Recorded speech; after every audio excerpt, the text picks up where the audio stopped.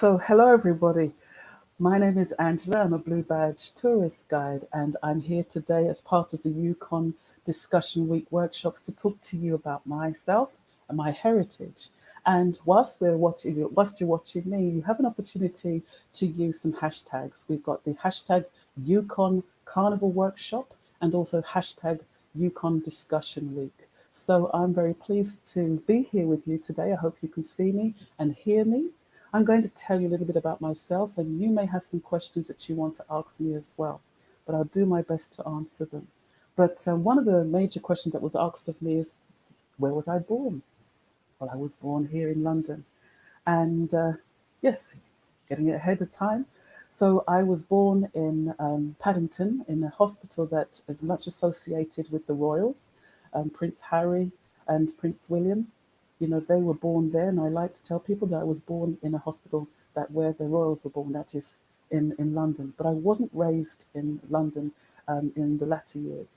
My father, he was able to purchase a property outside of London, and that was the family home until he died. But my abiding memory of moving into that house was when he carried me as a 3.5-year-old over the threshold into the hallway because the property wasn't in a very good condition, and he took many years to get it right. And in that time, I had other siblings and brothers and sisters that were also sharing the house. There were 6 of us plus my mum and dad. So there was a lot of argy-bargy in those days, but great times. So I see myself as Black British. But in terms of my parents, they were hardworking. Daddy very much was a person who relied on us to basically do well, you know, because he wanted to sort of invest in us because he didn't have the opportunities. He came from a part of Jamaica that is in the east, in St. Andrews, but up in the hills. And I had a chance to go there, and I say that the air was sweet, just like candy floss. Mummy, she came from the west side of Jamaica in the district of the county of Hanover, parish of Hanover, in a place called Kendal. And again, that was where her family were raised. But both of them very much instilled in us the qualities that they had when they were growing up. And there are quotes and sayings that I still use today. And I was even saying this morning, one of them to a friend who's actually white. And I was saying to her about the baby pig and the mummy pig. Baby pig to mummy pig, why am out so long? Grow come see. So it's about learning and experiences, and that's what we've been doing all our lives, particularly as Black British. You know, we've been learning how to sort of navigate many things and to try and prove ourselves in the way that we are in terms of the qualities that we have to offer. But in terms of growing up, still a very positive experience, despite some of the things that we experience because of our colour and our culture. But I have to say that it was a reasonably happy time. What do I love or hate about my traditional upbringing? Do you know what? There wasn't much to hate. I think what you do when you're a young person, you do the things that you've been asked to do, but you don't necessarily enjoy them. But over time, as you grow older, you start to appreciate that what you have been given were tools to survive, tools in terms of learning to cook, clean, make do, mend, you know, be creative, all of the skills that will help you in life. And what I loved about growing up is the fact that we could do, and I think we did a lot more than some of the young people can do today. And that, you know, again, I see as having an amazing childhood. We climbed trees, we made things. I made my own sort of go karts. You know, there were things that I thoroughly enjoyed about growing up. It wasn't traditional in the way that some people will think of traditional, but my father and how he brought us up, I think, set us on the right track. Lover of books and things like that. So it was very much a good time. So the childhood home, we had a back garden, and we had a cherry tree that we climbed. We had an apple tree and we had a pear tree. And so we got our fruits. And I remember climbing out onto the thinnest branch of the cherry tree to try and get some cherries. And my mother coming out and being very worried, but we weren't fearful. We just went out and got those fresh cherries. So that's something that I do remember.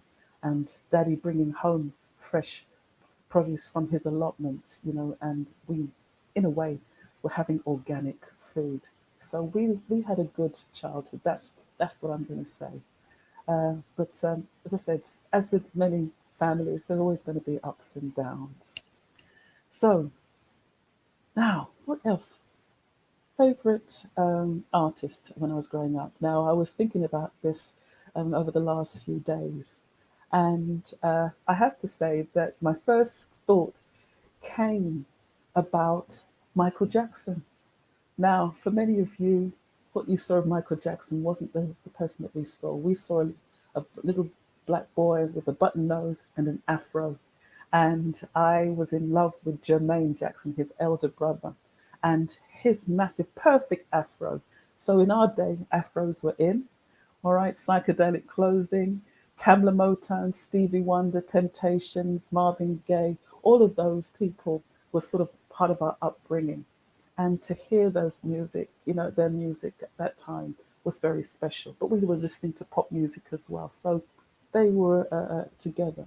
Today, artists are very different to there because it was very much novel to have Tanya Motown. That was the first is sort of famous music sort of business run by a black man, and very much a question of following Diana Ross and listening to her songs. And oh my gosh, I've got one in my head now. Ain't no mountain high enough, but definitely a song that is still part of me and my growing up.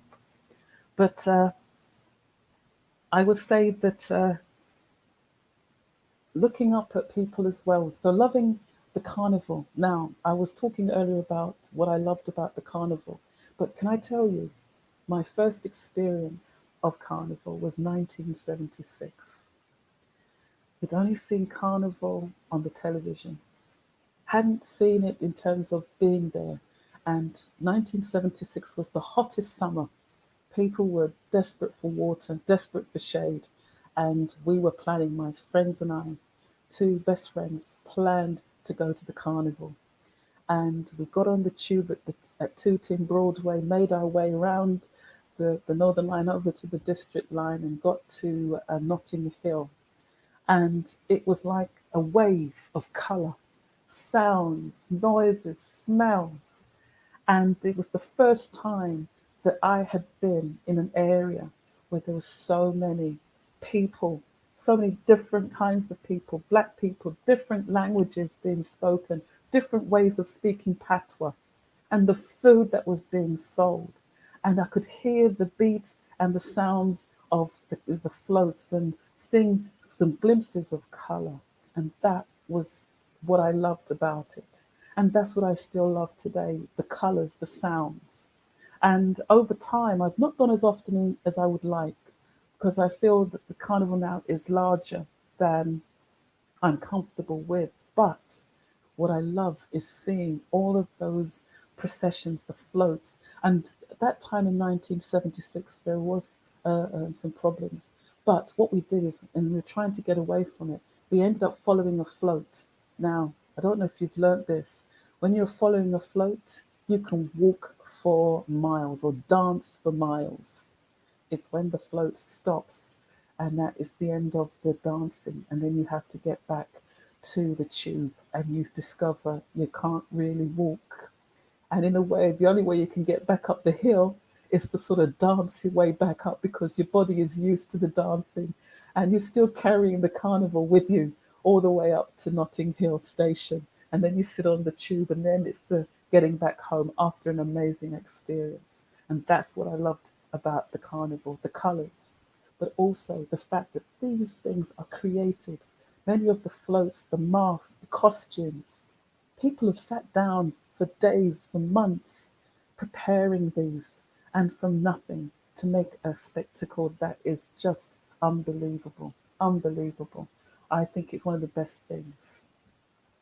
So I didn't get a chance to go to carnivals abroad, but I got a glimpse of a sort of carnival in Barbados, or sort of not carnival, but crop over, and the sort of getting prepared for crop over, and again the costumes that are going to be made, because crop over is again a celebration of the end of the crops that are being about to be gathered in. So I got a sense of what it was like, and it was very different. Um, in terms of the preparation. People were getting ready and hearing about crop over. But sadly, I haven't had a chance. And I was planning to go to Trinidad to the carnival there, because my hairdresser is from there, and every year she goes to the carnival, and I'm thinking I'm missing out. So maybe next year I'll get a chance. Let's hope. Let's hope that I can get to the carnival. So that's my plan, and dance my way through the streets until I drop, literally, and sit down with a nice plate of food and a nice cold drink. Nice cold drink. Ah, memories. There's so many of them. And do we only have 30 minutes, well, less than 30 minutes. But my abiding memories are growing up, of being able to read books, be out in open spaces, and sort of finding myself and expressing myself in drawing, in words, and friends, truly good friends. So there's so many memories. But favorite memories, I would say, is difficult to say. Hmm, very difficult. But I think definitely, no, it's hard. It's a hard one because there's so many. But if I say to you, meeting up with friends, that's my favorite thing to do, and to talk. That's me. I'm a talker. And one of the other things I like doing is singing as well. So if I'm singing, talking, sometimes eating, sometimes a little bit of drinking, not too much, but it's friends, having those friends, those laughter moments, and there's so many of them. And that is it. I have to be told a story, and then a memory will come out, and I'm smiling because there are lots of good memories, some lots of lovely memories. But always think of space, just being able to be free and just be yourself. So we've been talking about the positive things and the negative things and the challenges now, in terms of what I had to face. I think growing up, we were the first black family in the area that we lived in. And it was very telling that you had children that would be calling you names, and not being able to respond in a way that you could, because words are in the air, your actions are seen, and you would find yourself in trouble. And my father wasn't deliberately not standing up. I think what he wanted us to do is to be stronger and to face these situations, because in time we're going to be on our own, and we have to deal with them. And I dealt with them. Again, that was a conversation I was having earlier today, with my friend, and explaining, how I've learnt to navigate a lot of the negativity that came my way. And even with the modern day phrase now used by Michelle Obama, when they go low, you go high. It's one of those things that you have to learn how to go high. And you've got to be able to find a language, not just words, but body language, to prove that you are going to be the better person. And identity as a woman can also be a challenge, you know, double trouble. Wonderful. I think I'm very proud of who I am. I'm very strong in that respect. So I've been called many a name, and I come back, because that's the other thing that we learned in my family. We learn how to use our language skills, and our wit, very sharp, very sharp. And our background, as I said, has been harnessed by my father, his love of words, and my mother as well, with her saying. So we were very supportive. The challenges, I think, is to be able to be strong and to face some of the issues, and to recognize that, education, or the lack of knowledge, or understanding, or fear, is sometimes what drives somebody to say or behave in a particular way, and it's trying to find that route that you can get to the heart of what they're saying, and as I said, be the better person for it. I've In the job that I do as a blue badge guide, I will tell you now that I meet people who are not necessarily expecting me, but I don't mind. I still smile because when they meet me, they're going to get the best of me. I'm going to give them the best of me. And sometimes at the end, all the barriers that they'd put in place are broken down. I never had those barriers, they did. And they gradually come down because they realize that I'm not going to fall into any traps of becoming what they see as a stereotypical person that they're expecting. And I challenge very nicely some of their views and to find out how they're thinking and come away, with a view of them. So I always leave my group saying, I've learned as much from you as you have from me. So it's a question of how they were as people towards me, how they embraced me in terms of the information I'm going to give. So I think race does play a factor in many people's lives. They're coming from different parts of the world, even here, but it's for me to make sure that I am the bigger person, the better person, if they're going to address me in a negative way. But I've had people who are very curious about me, even my hair. So it's fun, to realize that I can be a sort of ambassador and to represent me in a world that isn't always one that is friendly and fair. Now, traditions. We talked about my family traditions, and again, I didn't talk about African traditions or Caribbean traditions because they're things that I'm still learning. Because a lot of what we do, we're in the narrative of the now and not always embracing. But I think that is what I've learned through now learning a little bit more about the carnivals, how they started, and what the people in the Caribbean were doing in regards to the carnival, the carne, no meat, put away, and then the masses that came from it. And I think it is important to connect ourselves with the African part of the storytelling of carnival, because when the slaves were there, out there in the fields, they were still holding on to their traditions and they fed their way into what they did, even down to I was learning about a heel movement that was from home and from the Congo, and I'm thinking, my goodness, dancing that reconnects you, putting your feet deep into the ground connects you with the earth, connects you with the traditions, and I think that it would be perfect to have what we see as a traditional mass that explains those stories. When did I learn about the Mukajumbi? I learnt about the Mukajumbi after going to the African Gallery in the British Museum. Before then, I didn't know its place in Carnival. I now know what it's about, and then I've discovered through learning about Carnival this year more and more of the things that have an African link, have an ancestral link, and I think every time we do a carnival, we do need to do the same Sankofa look back and see how we've come to where we are today and to enjoy those same movements, those same sort of storytelling, and just recreate that for this new generation to enjoy and to carry forward for us. So I'm looking forward to being at a traditional carnival and to see those masks and the Mukajumbi and all these other people that are sometimes more prevalent in the Caribbean than here. So yes, I'm very much supportive of that.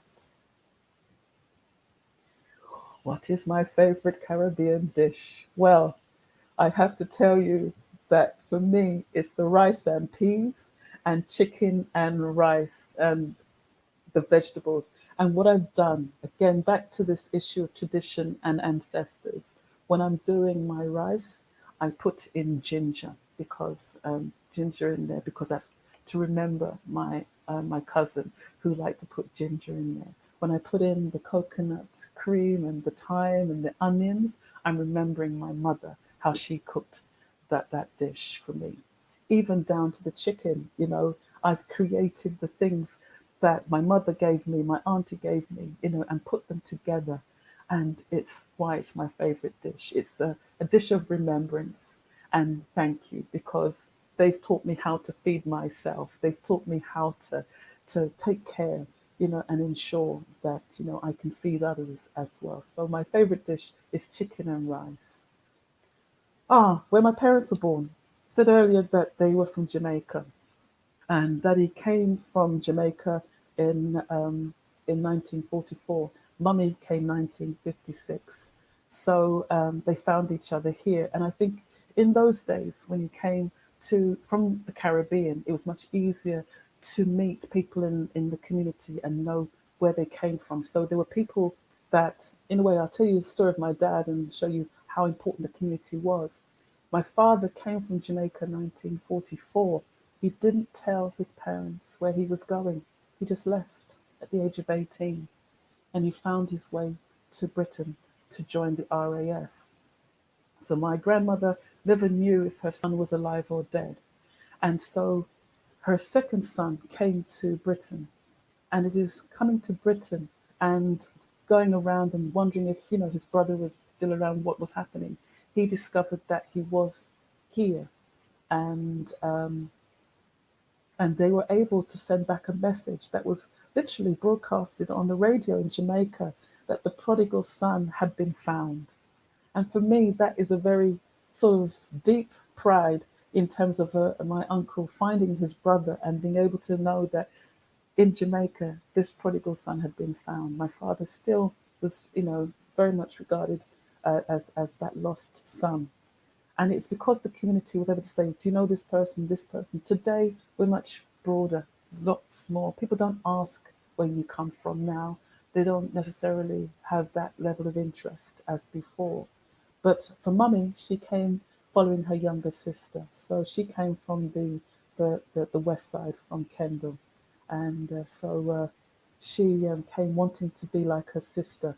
And I found myself going one day driving through East London and passing St. Anthony's Hospital. It's no longer there, but that's where, and I came home and told my mum that I'd passed this hospital. She told me that was where she started her training. And I remember the pictures that Mummy had of her being on the rooftop of St. Anthony's and having her picture taken in these wide skirts. So again, that's a memory of wearing my mother's clothes when we went to college, because it's the day of borrowing the clothes that you could wear to college and wearing one of my mother's skirts. I could fit them in those days and wear them, and loving the 1950s look. That was what we did back in those days. So that's a memory that I'm bringing to you, prompted by my mother. But yes, so I'm very proud of the fact that I was born to these two lovely people, because they gave me, and I still do the nod to them. I don't ever forget them and what they've given me in the way of a chance.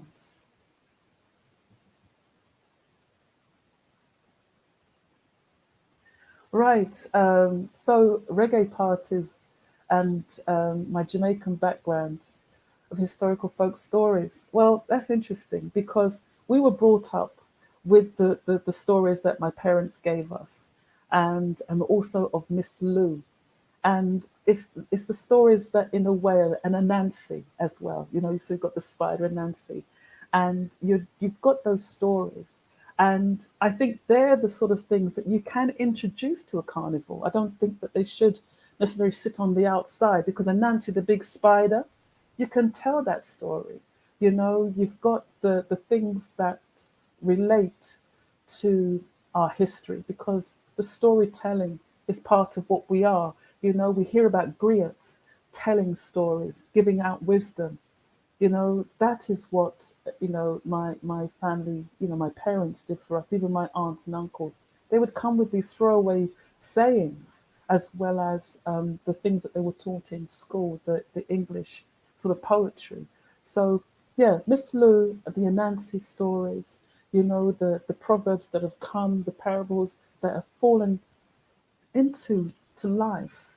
You can put them in. Even the rolling calf, that hit that sort of fabled ghost that was the rolling calf, the donkey, donkey on its back says the word's not level. You can more likely do things that you can incorporate into carnival. I think that would be great. Bring our traditions alive, bring them alive. We may even have traditions now that we're not aware of, because we're not really talking in that sense as Black British. I don't know.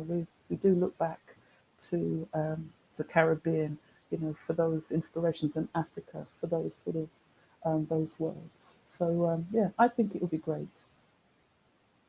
So we're getting near to the end, but how important was education in my childhood? And do you feel the same level of importance applies today? Very much so. People who know me, they know that I'm giving out information. Being a Blue Badge tourist guide, I think was my calling. It took 30 years to get there, but in a sense, everything in terms of skills and knowledge, I've applied. And I think education, it's not just about in school. That's the one thing I will tell you now. Do not look to a school to give you the education you need, because sometimes life allows you an opportunity to learn lessons. And, I was saying places, be curious and work out why something works. Sometimes when we were growing up, this is a memory, going around the back of the television to work out how the pictures in the light bulbs and finding myself electrocuting myself. That's a memory. But that was me learning and not wanting anybody to go around the back of a television and do that today. But it was finding things and being curious, going in the garden, seeing an insect, wanting to know about, why it's got those wings or those legs, a tree branch, a leaf. Education is about being curious, wanting to know, wanting to improve yourself, and to be able to go out into the world, the wider world, not just your ends. This is the world that is much more, and learning and interacting and trying to make sure that you can equally give something to the next generation, something to somebody else, and know that it's of value and they can use it as well. So I am going to now finish this 30-minute talk, and just to say to you that it's been a pleasure talking to you. I can't see you, but I hope that you've enjoyed this 30-minute chat.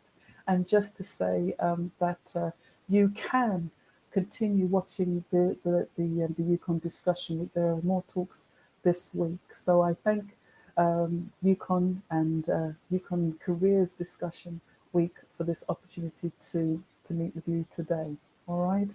And by the way, you have a heritage too. Talk about it, write about it. My website, well, I don't have one, but I do have Instagram. So Instagram is Angela Morgan 365. I have the Professional Association website, but contact me through the Instagram. Let's have a conversation. I like that. And then we can learn from each other. But I say to you, your heritage is very valuable. All right, take care of it. Until the next time, bye bye.